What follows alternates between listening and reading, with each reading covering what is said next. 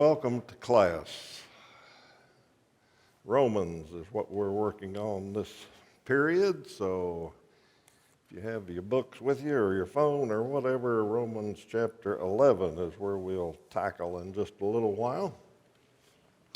Quick review in case you're joining us for the first time. We're working through Paul's famous epistle to the Romans.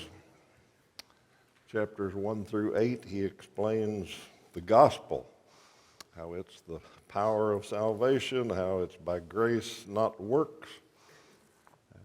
And then in chapter 9 through chapter 11, he turns to what some commentators call one of the most difficult passages in the Bible, where he explains to the Roman church, which was Jewish and Gentile, if you remember. He explains the Jewish, the Hebrews, the Israelites' place in the plan of salvation. So it's hard for us because we live in 2021 instead of 50, 60 AD, when the church was part Jewish, part Gentile. The Jews had been raised to believe they were the chosen people. And now Gentiles were coming in and being called God's people, and a lot of Jews weren't accepting that. It was a confusing time. So Paul explains that in chapters 9 through 11. In chapter 9, he started out and said he grieved for Israel, but it wasn't unjust of God. God was fair to the Israelites. He had chosen them for service. They were a chosen people, but that choosing was for a special purpose, bringing the Messiah into the world. And there was a difference between physical Israel and spiritual Israel. So he explains that in chapter 9. And then in chapter 10, he comes back and says it's by faith. The Jews have a zeal for God, but it's not knowledge. They don't understand that Jesus is the Messiah. They're still trying to do it, be saved, be justified by works, by the old plan. So that's where we've got to. Then chapter 11 is where we pick up today, and he starts out and says, I ask then, has God rejected his people? By no means. Okay? So here's what he's getting to, that the Israelites, you folks over on that side, if you remember our picture here, that are Israelites but have not accepted Jesus as the Messiah, he says he hasn't rejected you. You've actually rejected him, is the drift. But he says God hasn't rejected you. And then he gives two proofs. He says, first of all, I myself am an Israelite. Okay, so that's his first proof. If I'm an Israelite, God hadn't rejected all Israelites. I'm a descendant of Abraham. I'm a member of the tribe of Benjamin. God has not rejected his people. Okay, so that's his first proof. I'm an Israelite. I haven't been rejected. And then his second point is there's still a remnant of Israel that is saved. Okay? And before he makes that point, he reminds them of an Old Testament story about Elijah. He says, you know the scripture where Elijah thought he was the only one left? And Elijah sat down under the tree and said, they've killed all the prophets and there's nobody left and I'm the only one faithful. And God told Elijah, no, there's 7,000 that haven't bowed their knee to Baal. You don't see that remnant. You don't know how many there are that still are faithful to God.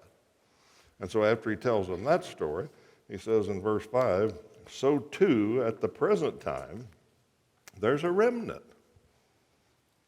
chosen by grace. So not all Israelites are lost. There's some that have accepted it, that have understood this faith-based system. They've been saved by grace. And it's not by works any longer. It's by grace. Okay, may look like all Israel's lost, but they aren't. So then he expands on that and explains how this thing works, where some Israelites have accepted Christ and some haven't. Verse 7, he says, "What then? Israel failed to obtain what it was seeking. The elect obtained it, but the rest were hardened. As it's written, God gave them a spirit of stupor, eyes that would not see and ears that would not hear, down to this very day." And he quotes David also. Okay, here's a hard part. This is a hard thing to understand. In fact, I'm not sure it's understandable because it's what God does. But he talks about hardening, about the Israelites that have not accepted Christ. They were hardened. Okay. So let's talk about God hardening hearts here a little while, see if we can shed a little light on it.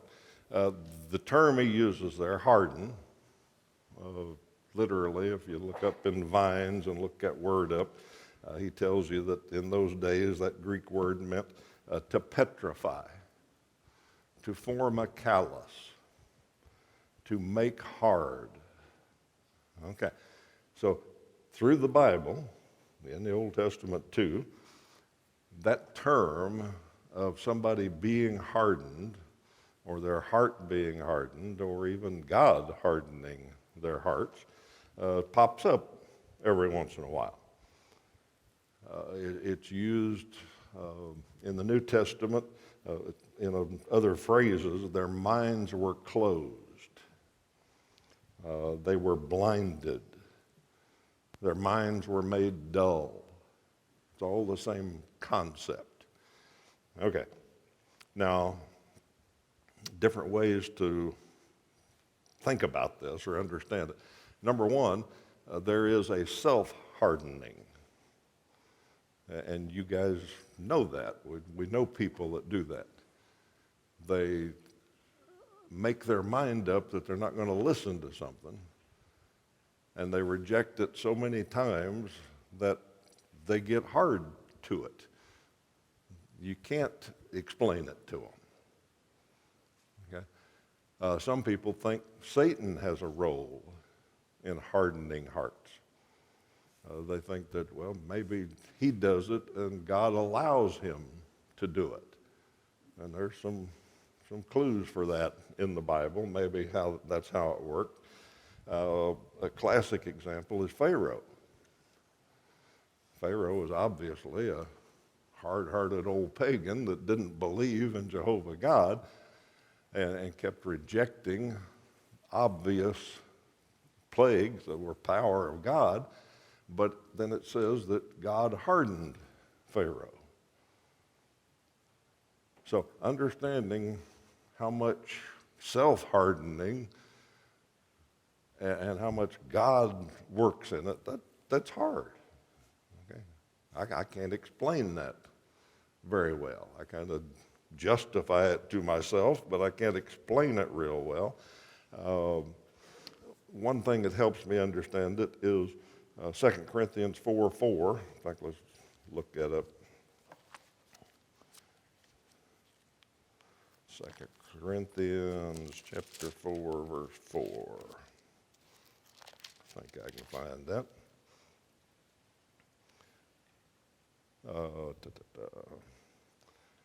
Well, let's go to 3. It says, "Our gospel's veiled. It's veiled to those who are perishing. In their case, the God of this world has blinded the minds of the unbelievers to keep them from seeing the light of the gospel of the glory of Christ." Okay, the God of this world has blinded them so they can't see the gospel. Okay, now we know that if you buy into the world system, or that's the purpose of the world system that Satan operates, is to blind us, to blind people. If you follow the system of the world, it blinds you to the truth. Okay? It makes no sense to you. And we all know people like that, or we've read people like that, or we see people like that. That you mention God or Jesus or the gospel or anything supernatural, they say, well, that's nuts. You're crazy. Okay? The system of the world doesn't allow for that. Okay? And so Paul there in 2 Corinthians says that, some people just can't see the gospel. The God of this world has blinded them. Now, whether Satan goes in there and says, all right, I'm going to take away the ability for you to understand, or if it's just buying into the world system, that's hard to explain. If we think of other situations than the gospel, we kind of understand this. Some people have their mind made up, they've bought into something, and you can't reason with them. It would probably be easy to go off here on politics. How many people in this world have their mind made up, and you can't reason with them, whatever side they're on? Yeah, you're getting this, aren't you? You see this every day. Okay. Well, there's all sorts of things like that. When I was thinking about this, I remembered one time back when I was in the business world, we did a thing for a while where we took groups of employees and let them work on problems in their area.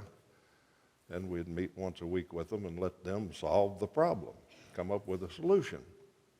Okay? Well, I was over one of those groups one time, and one of the employees said, we've got to investigate fiberglass dust because it causes cancer. And we've got fiberglass dust out in our area, and people are going to get cancer. So we said, okay, we'll investigate that. So for a number of weeks, the employees did research and read things and studied and checked all the experts and government sources and everything else, and what they concluded was that fiberglass dust doesn't get small enough to get into the lungs. It doesn't cause cancer. It does irritate some people. Some people have an allergy to it, and if you get it on your skin, you may itch a little bit. And I'd get a little itchy when I went through the fiberglass department sometimes. So all the employees agreed. We went through all this. We got it all done. And the last meeting, I said, okay, here's what you've come up with. And does everybody understand that? And yeah, everybody's nodding their head. And I looked at the guy that had brought up the problem originally. And I said, okay, how does that suit you? You agree with that? He said, nope. My brother told me fiberglass dust causes cancer.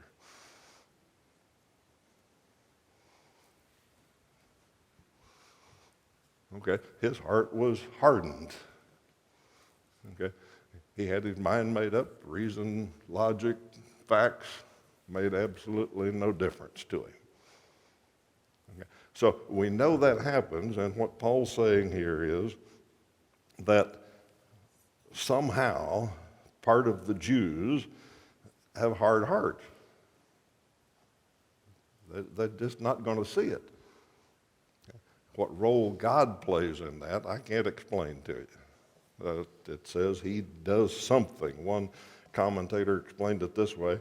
He said, God takes away from the heart the faculty of being touched by what is good or divine. And he takes away from the understanding the faculty of discerning between the true and the false, the good and the bad. Okay? Once again, I don't know how that works. I can see it. It's one of those things you know it when you see it. Like when Jesus healed the blind man. The blind and mute man, yeah. In John chapter 9. And the Pharisees saw it. And they said, well, he did a miracle. so it was by the devil. Okay, that's a hard heart. I mean, a guy that says, I'm from God, and I can heal people by the power of God, but your heart has decided that can't be true. So there's got to be another reason. Okay, he did it by the power of the devil. Okay, so we see it, and that's what Paul's saying here, is that some of the Jews accepted it, but the rest were hardened. Okay, enough on hardening. You can study that as much as you like on your own, but it exists somehow. Verse 11, he clarifies it a little more. He says, so I ask, did they stumble in order that they might fall? And that's English Standard, and it's not a great translation. NIV is a little better. It says, did they stumble in order that they might fall beyond recovery?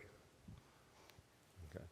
So, is their heart hardened, and did they reject Jesus for the purpose that they can never believe in Jesus, that they're doomed to hell no matter what? And his answer is, by no means. It's not beyond recovery. There's still hope for them. And then he gives one of the reasons for this hardening in this situation. He says, rather, through their trespass, salvation has come to the Gentiles. Okay? And we know that's the pattern. If you read through Acts, remember when we studied Acts a few years ago, we just continually, when Paul went on missionary journeys, he went to the Jews first. He'd start in the synagogue. Jews would reject his message. He'd go to the Gentiles.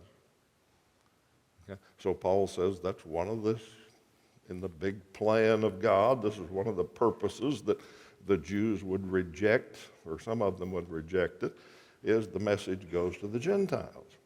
Then he adds this, so as to make Israel jealous or envious. Okay? Now that sounds a little strange to us because we usually think envy or jealousy is a bad thing. Not all envy is bad. Not all jealousy is bad. I envy certain things. I envy certain people. Okay? Nothing bad about that. Somebody Charles Gardner, I envy Charles Gardner. He can sing. Okay? I can't sing a lick. Okay? I got no rhythm. I don't understand anything about music. I'm not wired that way. I can do calculus, but I can't do music. My brain's not wired that way. Okay? I envy him. Okay? And all of you can think of something that you wish you could do, or you wish you had, or you wish you were like, or something. Now, you can take that too far. I mean, envy can get bad. Jealousy can get bad. If I got where I resented Charles because he had that ability that I don't. If I got where I decided, well, I'm going to sabotage him, I'm going to mess him up so he doesn't get to sing and use his talent, I'm going to bring him down somehow, that would be wrong. Okay, but simple envy is seeing something that you wish you had that.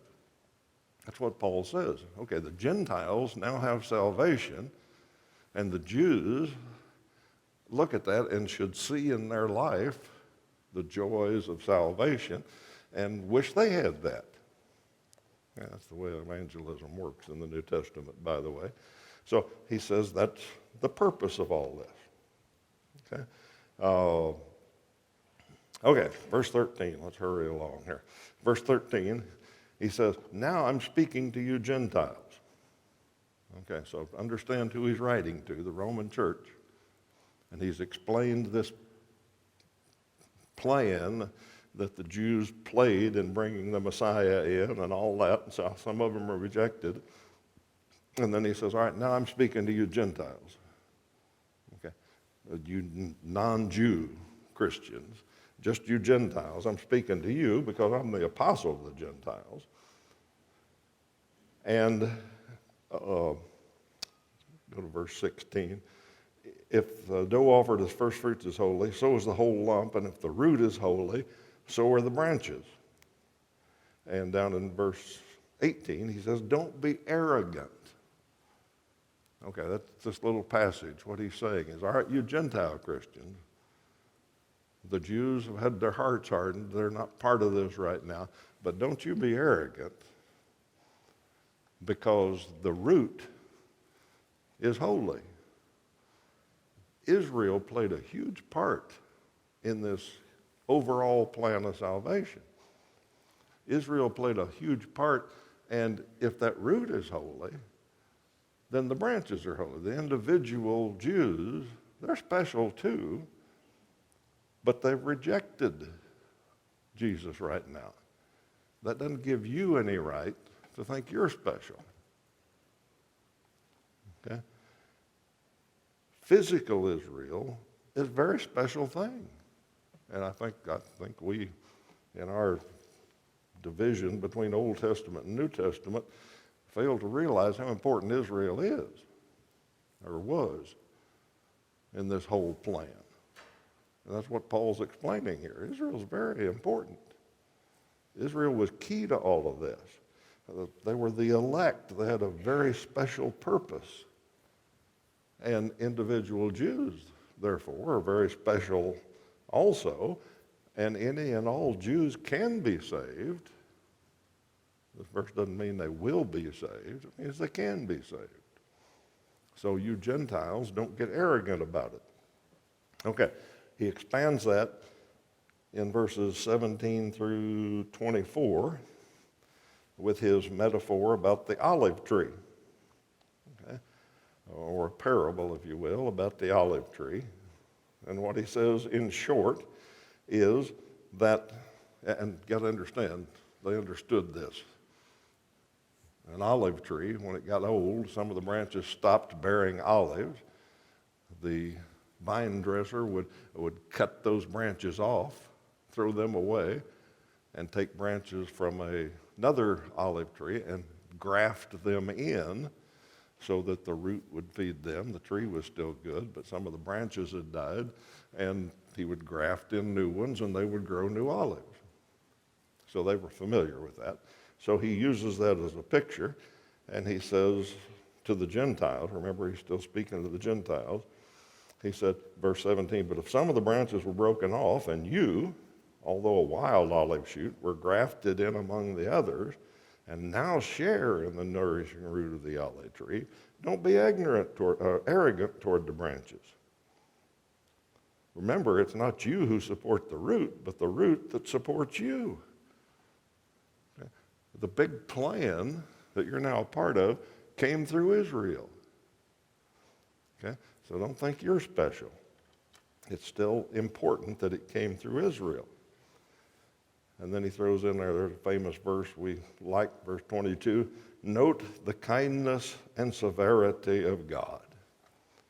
He says, don't get thinking arrogant because God's kind. You're in the olive tree now, but he's severe also. And if you reject it, if you don't stay in the faith, he'll cut you off just like he cut off the disbelieving Jews. Verse 23, and even they, if they don't continue in their unbelief, will be grafted in. So the individual branches that have been cut off, if they keep unbelieving, yeah, they're going to be lost. But he said, but if they don't continue in that unbelief, if they come to believe, then they'll be grafted in. That's the way this big plan works. All right, wrap this up. Verse 25.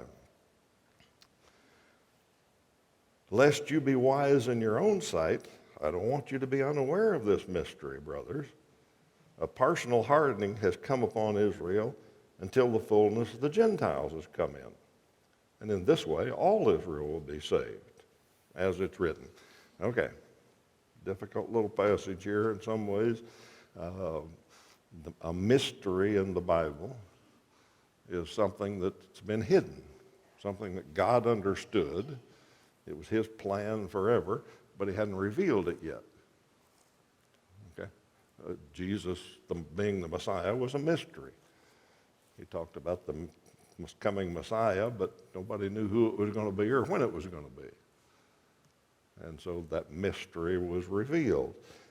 This mystery of how Jews and Gentiles get together in salvation, that was a mystery. Every once in a while through the Old Testament, it'd talk about other nations, all nations. And people would read that and say, well, how's that work? They're Gentiles. We're the chosen people. That's not going to work. Well, that was a mystery. And Paul says, now I'm explaining this mystery. Okay? And there's this partial hardening, which tells us it's not a total hardening, has come upon Israel until the Gentiles get fully established in the church, until it reaches the Gentiles. That doesn't mean, that's not a number. It doesn't mean every Gentile is going to be saved, but until it's established, the Gentiles get to come in. And then verse 26, he says, and in this way, all Israel will be saved. The Gentiles came in by faith. Well, that's how the Jews can come in. In this way, the system of faith, that's how all Israel can be saved. It doesn't say all of them will be saved. It says that's how you get saved. Okay? So Gentiles don't think just because the Jews have rejected Jesus right now, don't think you're special. This happened so that you could come into the church, and by the way you got in, by the way you got salvation, this system of faith, that's how all Jews can get in. And go back to the olive tree, if they don't stay in their unbelief, they'll be grafted in. Okay, so that's his picture. Now, we're about out of time. He closes with a doxology, which we're going to read in just a minute. Verse 33, a doxology is something that gives glory to God. Doxa means glory. So it's a short prayer, a short hymn that gives glory to God. We sing a doxology sometimes. There's lots of doxologies through the Bible. And this is one that Paul wrote. Before we read it, let's wrap up what we've looked at so far. Chapters 1 through 8 says no one's good enough to earn righteousness. But God has this system of faith, of grace, which included the propitiation of Jesus, the justification of God, the reconciliation to God, all that we went through. That's the system. And then in 9 through 11, he said, I grieve that all of Israel hasn't accepted this. A lot of them are lost. But the big picture is they were chosen for service. They got the Messiah here. They did that, and they're very special. They had special blessings. They're the root of this whole plan, but they don't get it. Their hearts are hard. Okay? Their hearts are hard. They got to think zeal for God, but they can't see the truth. They've rejected God's plan. And that caused the message to go to you Gentiles. So don't look down on them. They're from the original root, and you've been grafted in. Some of them have been cut off to make room for you, but there's still hope for them. The plan is simple. It's by faith. It's by grace. And all the Jews who believe will be grafted right back in. Now, after he said all that, look what he says in verse 33. Oh, the depth and the riches of the wisdom and knowledge of God. How unsearchable are his judgments, how inscrutable his ways. For who has known the mind of the Lord, or who has been his counselor, or who has given him a gift to him that he might be repaid? For from him and through him and to him are all things. To him be glory forever. Amen. That's the end of Paul's section explaining the gospel and how it works. Chapter 12, he gets practical.